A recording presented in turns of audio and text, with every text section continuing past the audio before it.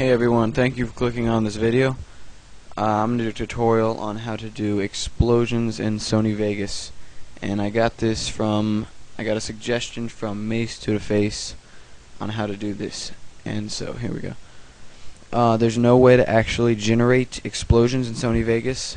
You can do that only in like Effects Lab and I don't know, maybe some other programs, but the only way to do it, or make it look good at least, is to have stock footage, and stock footage is just, in this case it would be an explosion on either a green screen or a black background that you can chroma key out. So to get stock footage, I'm gonna go to detonationfilms.com. So I would go to Google and type in detonation films and click on free stuff. Now they have a bunch of stuff here, a lot of good stuff. I would definitely recommend this site.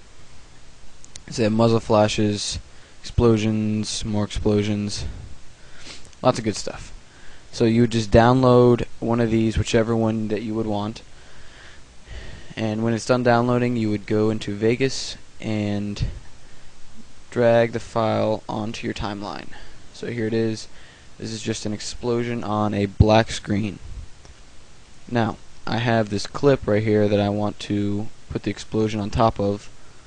So I would want to put the explosion on the top layer, not this one, on the lower layer, and it still doesn't look good yet. You still need to chroma key out the background. So I'd go to Video Effects, Chroma Key, and just choose any one of these, and then you could either take the eyedropper and click on the black, or if you wanted to you could just drag this little cursor thing into the very corner where it's black. And right now, hold on, let me show you. It works, but there's still lots of little black pixelated stuff that doesn't look good. So I'm going to go down here and click on low threshold and drag it until it looks good. So there we go. And now I have my explosion. Here we go. And I would want to align it. I want the explosion to happen right before I fall over here. So I'm gonna align it. Oh. Okay, hold on.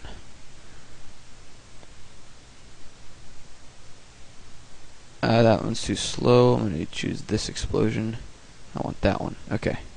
So I'm gonna take that one and place it on there. It's a little bit too early. I'm gonna drag it some more. So there we go. But I want it a little bit bigger. I want it to take up almost the whole screen. So I would go to Event Pan Crop, click where I want to see it, and then I would make sure that it's snapping, or sorry, not snapping. Make sure the lock aspect ratio is clicked on if you want to resize it. And I want to make it bigger, so I'm going to have it like that and align it right. And so there we go. There it is. I'm going to shorten this, and I'm going to add a sound effect too.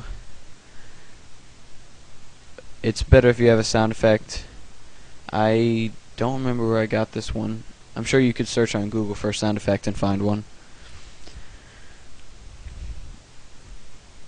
So there it is. You can use this effect for just about any stock footage that you want. Everything at Detonation Films works, as far as I know. You can also get stock footage from other websites. There are some pay sites that you have to pay to get the stock footage, but once you pay for it, it is really good. I would recommend buying footage if you can. If your budget allows it, I would recommend buying it because it looks a lot better. But anyway, this will do for now. It still looks pretty good right now. And so I added the sound effect, and there it is. It's done. So if you have any questions or comments, please post them in a comment, and I'll be happy to answer them or do whatever.